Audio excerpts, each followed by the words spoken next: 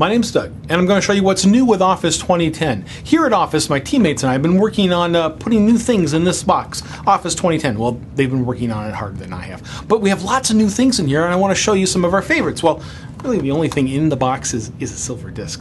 That's all there is. I mean, but we'll just say inside the box on the silver disc is lots of cool features, including this guy.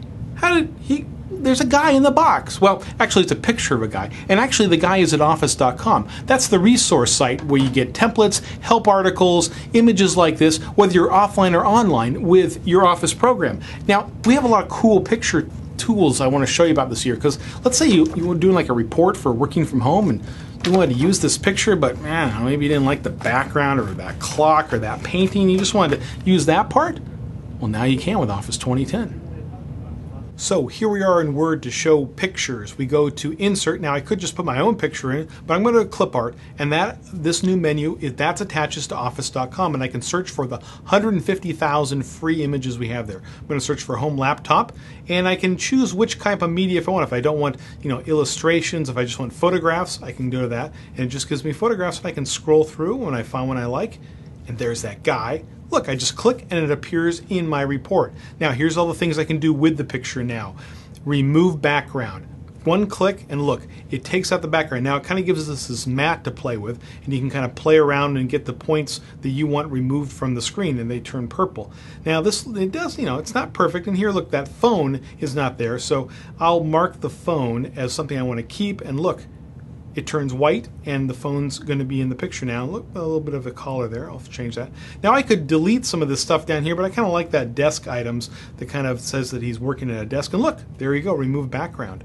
Now here's some other features that we can do. Now usually you'd have to go to another program to do all this stuff, but now you can do it in Word, PowerPoint, even Excel.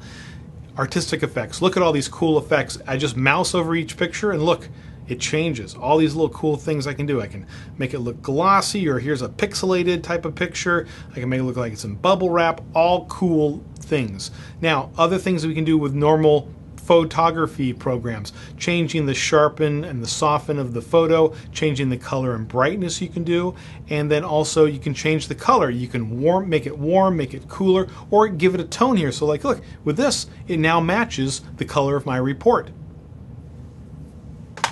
Ooh, what's that? It's the most requested feature in PowerPoint.